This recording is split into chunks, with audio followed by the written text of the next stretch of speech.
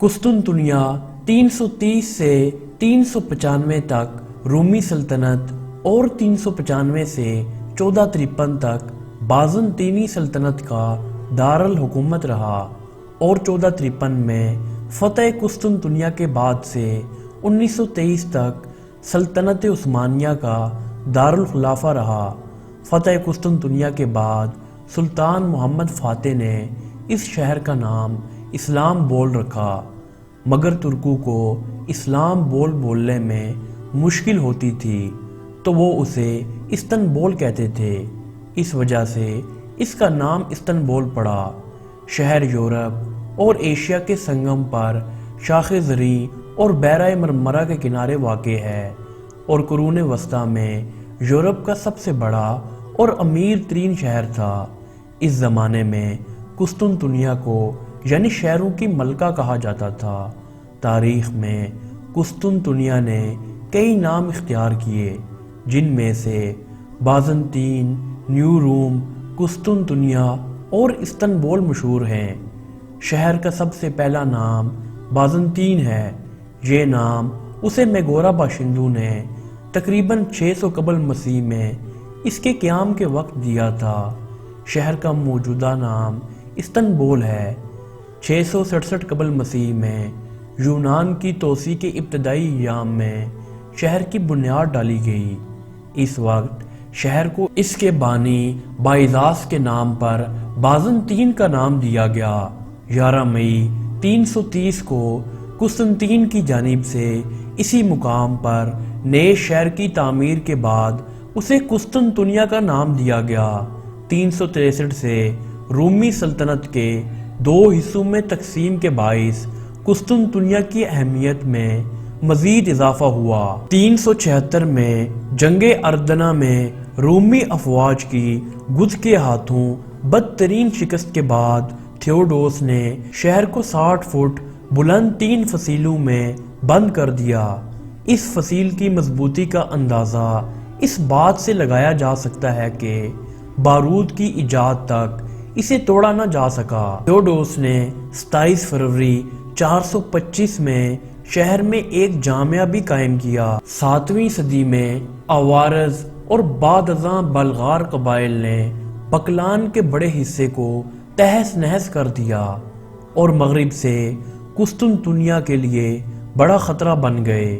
اسی وقت مشرق میں ساسانیوں نے مصر، فلسطین، شام اور آرمینیا پر قبضہ کر لیا۔ اس موقع پر ہرقل نے اقتدار پر قبضہ کر کے سلطنت کو یونانی رنگ دینا شروع کیا اور لاطینی کی جگہ یونانی قومی زبان قرار پائی۔ ہرقل نے ساسانی سلطنت کے خلاف تاریخی مہم کا آغاز کیا اور انہیں عظیم شکست دی اور 627 میں تمام علاقے واپس لے لیے۔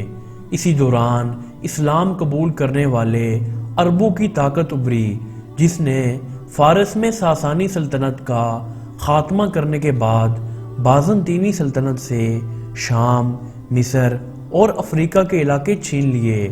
عربوں نے 2 مرتبہ 674 اور 717 میں قسطنطنیہ کا ناکام محاصرہ کیا۔ دوسرا محاصرہ زمینی اور سمندری دونوں رستوں سے کیا گیا۔ اس میں ناکامی سے قسطنطنیہ کو نئی زندگی ملی اور مسیحی اسے اسلام کے خلاف مسیحیت کی فتح تصور کرتے ہیں۔ 11ویں صدی کے بازنطینی سلطنت بتدریج زوال کی جانب گامزن رہی، خصوصاً جنگ ملازکرد میں سلجوقی حکمران الپرسلان کے ہاتھوں حیران کن شکست کے بعد رومی فرمانروا رامانوس چہارم کو گرفتار کر لیا گیا اور چند شرائط پر رہا کر دیا گیا۔